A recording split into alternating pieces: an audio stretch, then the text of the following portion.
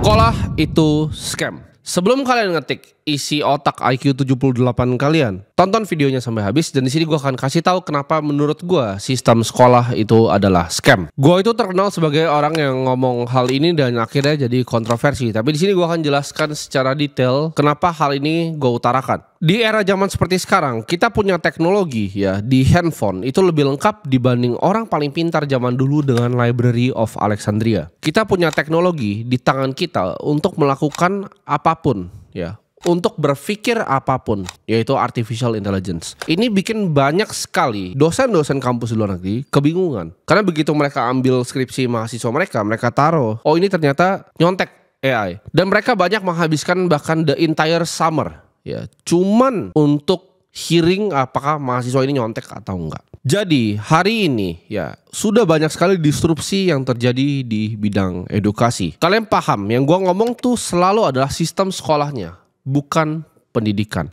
Kadang banyak orang-orang yang komen, oh ini fungsinya pendidikan gitu. Pendidikan itu tidak sama dengan sekolah. Di sini gue akan coba bahas secara sistematis kenapa menurut gue sekolah itu scam, dan gue akan kasih beberapa kritik gue dan juga solusinya. Tapi gue di sini bukan cuma sekedar orang keyboard warrior seperti kalian yang cuma bisa bacot di sosial media. Gue udah lakukan perubahan real ya, dimana gue akan merenovasi 2 sekolah ya. Satu itu di Sumba di NTT dan satu lagi itu di Blitar ya, untuk anak-anak berkebutuhan khusus. Jumlah siswa yang gue buat sekolahnya itu akan nyampe ratusan. Jadi di sini gue udah melakukan perubahan real, nggak cuma bacot seperti kalian. Sebelum kita masuk ya ke dalam permasalahan utamanya, ada baiknya kita take a step back ya. Kita lihat sejarah dan kita lihat pendirian sekolah itu awalnya seperti apa. Sekolah itu pada dasarnya adalah tempat untuk berpikir, tempat untuk mengutarakan ekspresi kreatif. Karena sekolah yang awal-awal direkam di sejarah itu adalah akademinya Plato, salah satu filsuf paling terkenal di dunia. Akademi Plato itu dibuat di Athens tahun 387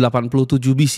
Fungsinya apa? Untuk para upperclassmen ya. Terrecord juga ada beberapa wanita di dalam kelasnya Plato, ada 2. Jadi pada waktu itu adalah tempat untuk bebas berekspresi ya. Saling gak ada grading seperti sekarang, tidak ada standarisasi, hanya bebas untuk berpikir bareng-bareng para scholars ini pada zaman dulu. Sebagai tempat saling tukar pikiran antara para murid dan para guru. Sekarang pertanyaannya, dari mana ini semua berubah ya? Jadi dari sekolah yang bebas berpikir kreatif jadi sekolah yang seperti dikuasai oleh diktator. Zamannya adalah saat Prussian Empire ya, yang sekarang jadi Jerman. Waktu Prusia itu menginvasi Polandia, apa yang terjadi? Dia harus mikir, ya kan? Dia udah menang invasinya, dia harus mikir gimana caranya cuci otak orang-orang Polandia. Jadi ini yang dilakukan oleh para orang Prusia. Mereka bikin sekolah standarisasi karena mereka mikir gini, orang yang udah tua itu udah susah banget diubah ya. Dogma di otaknya dan doktrin di otaknya udah susah sekali diubah. Tapi anak-anak kecil itu gampang sekali dibentuk. Jadi mereka akan pikir untuk bentuk anak kecilnya. Lalu Prussian Empire ini buatlah sekolah standar pertama di dunia. Sekolah ini diciptakan sedemikian rupa ya, sekolah ini sangat otoritarian. Jadi kalian harus nurut sekali dengan kekuasaan. Sistem ini dibuat oleh Frederick the Great ya, monark dari Prusia tahun 1740. Sistem sekolah ini sama sekali nggak nuntut anak untuk berpikir secara intelektual, tapi hanya nurut ke authority. Jadi mereka benar-benar ketemu formatnya itu tahun 1763 ketika Frederick the Great itu ketemu sama Julius Hegler. Mereka akhirnya bergabung untuk bikin sistem sekolah ini. Ini sistem sekolah yang mendasari semua sekolah sampai sekarang. Jadi pendidikannya itu 8 tahun. Ya, mandatory, wajib 8 tahun. Itu karena kerjasama mereka berdua ya, jadi ada 8 tahun ini. Nah dari 8 tahun ini itu mulai untuk ada jamnya ya. Jadi jam masuknya ada jam masuknya, dan ada jam pulangnya. Ada jam masuknya, ada upacara, ada jam pulangnya. Di sini nggak diajarin ya matematika dasar, kalkulus dasar itu sama sekali tidak diajari. Yang diajari hanya membaca, ya, menulis, menyanyi, dan waktu itu belajar tentang agama. Jadi ini 4 yang diajarkan oleh sistem Prusia pada zaman itu. Dan ini luar biasa efektif. Sampai anak-anak Polandia itu lupa, mereka itu actually Polish. Mereka lupa akan mereka punya grassroots. Karena mereka benar-benar kecuci otaknya di sistem Prusia ini. Dan ini luar biasa efektif. Bahkan mereka bisa bentrok sama keluarganya sendiri. Ini menjadi para petani dan para pekerja yang sangat loyal ke otoritinya Prussian Empire. Nah, pada zaman itu kalau lu mesti belajar matematika, lu pengen belajar matematika atau kalkulus, lu harus jadi orang kaya, lu harus bayar lebih untuk sekolahnya. Jadi sekolah dasarnya nggak mengajarkan matematika sama sekali. Saking efektifnya Prussian model ini di-copy sama politisi ternama di Amerika namanya Horace Mann. Dia disebut-sebut adalah bapak reformasi dari Amerika. Dia melihat perusahaan Empire ini berhasil ngubah orang Polandia anak kecil sampai nggak percaya bahwa mereka itu adalah Polish. Dia lihat ini sistem yang sangat efisien dan efektif. Horace Mann ini adalah seorang advokat anti perbudakan sebenarnya. Tapi unik kan, dia justru menstandarisasi lagi. Ya, dia bikin lebih baik lagi sistem dari perusahaan Empire lagi jadi sistemnya dia. Horace ini mendirikan Massachusetts Board of Education ya tahun 1837 untuk menstandarisasi Amerika punya edukasi dengan modelnya Prusia. Format yang ditemukan sama Horace Mann ya kan, tadi kan masuknya kan 8 tahun wajib, jam masuk, jam keluar. Nah, Horace Mann ini menentukan sistem baru, yaitu standarisasi grading kelas. Maksudnya apa? Zaman dulu di sistem Prusia mungkin masih ada yang tua ketemu yang muda. Jadi 3 tahun di atas ketemu yang lebih muda. Nah, Horace Mann ini standarisasi. Jadi angkatan itu kalau cara programnya adalah mereka harus barengan. Jadi umur 11 sama 11, satu angkatan 12 sama 12, satu angkatan 13 sama 13. Dan begitu terus ya. Mereka harus naik bareng. Jadi kalau nggak naik kelas itu memalukan. Mereka harus naiknya bareng. Itu sistem yang diciptakan oleh Horace Mann. Lalu dampak apa sih yang dibuat sama Horace Mann ini? Perkenalkan industri ya.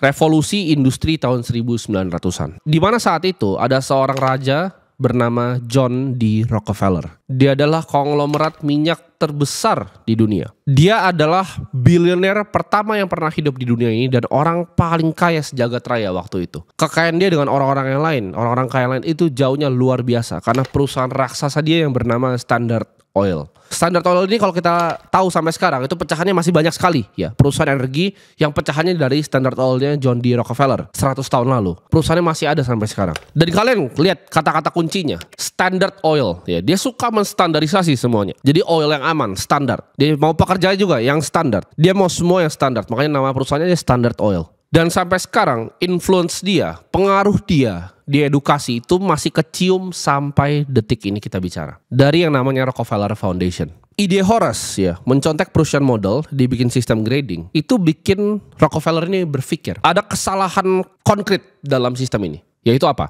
Betul, orangnya itu udah sangat nurut. Jadi mereka tuh dididik untuk matiin pemikiran kritis. Kritisnya itu harus mati, harus didoktrin ke dalam, dan gak boleh kreatif. Karena orang yang berpikir itu bahaya. Tapi problemnya apa dengan zaman revolusi industri? Kalau dulu kan perusahaan model petani aja gak apa-apa. Peternak aja yang goblok itu gak apa-apa. Tapi apa problemnya dengan masalah revolusi industri ini? Yaitu mereka gak bisa kerja di perusahaan minyaknya John D. Rockefeller karena terlalu goblok. Matematika dasar gak bisa. Jadi dia harus craft sebuah sistem namanya Factory Model Education.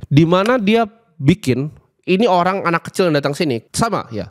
Pemikiran kreatif itu harus dibunuh, pemikiran kritisnya harus dibunuh, tapi mereka harus cukup pintar at least untuk mengoperasikan pabrik. Nah, di sini mulai nih. Ini yang sekarang sampai sekarang namanya factory model. Jadi mereka bikin itu kayak robot akhirnya. Untuk kerja di pabrik, jam segini masuk, jam segini pulang, tapi punya sedikit aja otak untuk eksekusi pekerjaan yang dibutuhkan. Tapi nggak cukup pinter ya. Karena dia secara famous ya, sangat terkenal sekali untuk berkata seperti ini. I don't want a nation of thinkers.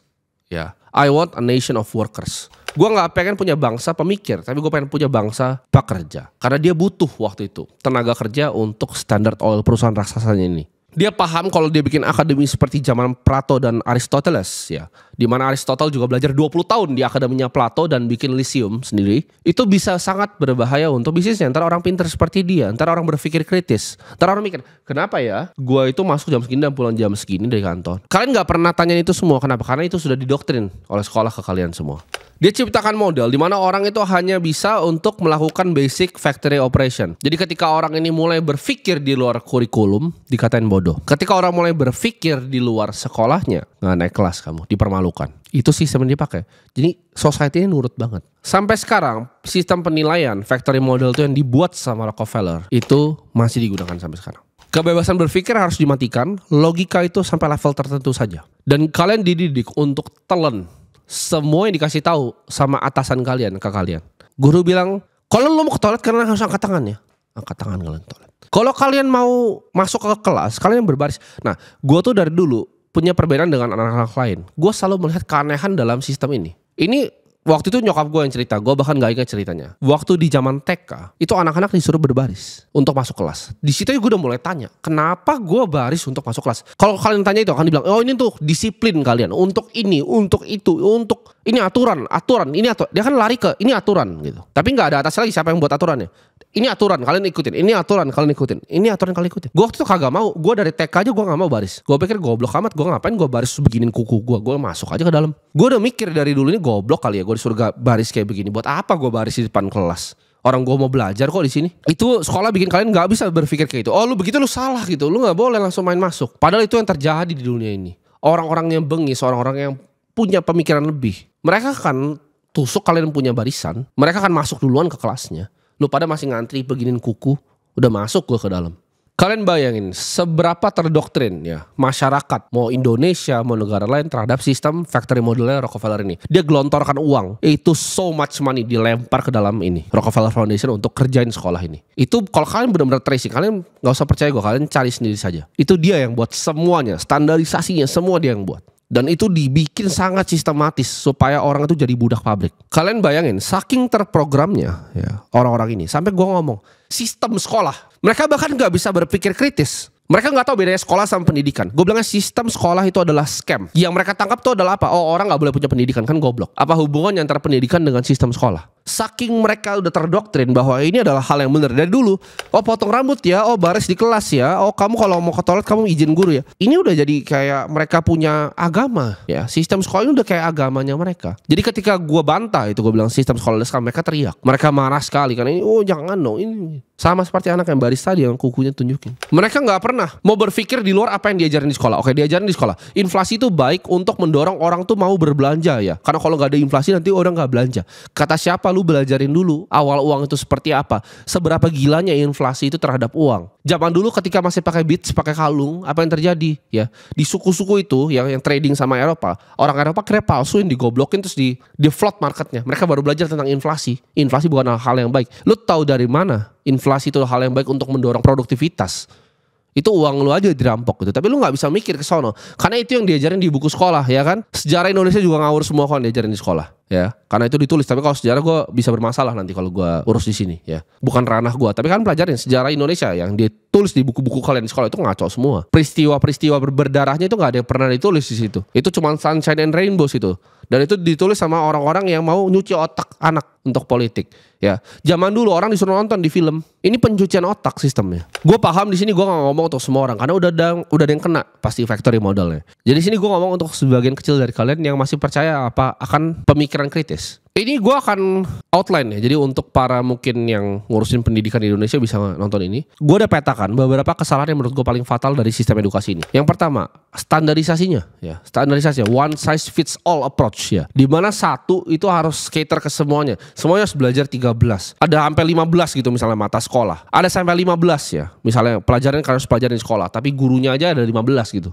Gurunya aja gak bisa ngajarin 15 pelajaran. Kalau si A gak bisa di B, berarti si A ini goblok. Kalau B itu gak bisa di C, berarti B itu goblok. Itu kan sistemnya kan. Ini berdampak ke orang-orang yang punya skill set berbeda. Dan akhirnya mereka yang punya skill set berbeda ini kehilangan motivasi untuk belajar. Contohnya, gue waktu SMP gue udah belajar itu banyak sekali tentang akuntansi, tentang financial statement. Gue banyak sekali belajar kenapa? Karena gue adalah seorang investor saham. Gue waktu itu tergila-gila dengan Warren Buffett, jadi semuanya gue telan. Buku waktu itu gue SMP udah baca mungkin 15 buku tentang Warren Buffett. Dari Intelligent Investor, Security Analysis, Warren Buffett, wah itu udah gue habis telan habis semua. Itu tebel bukunya setebel sini.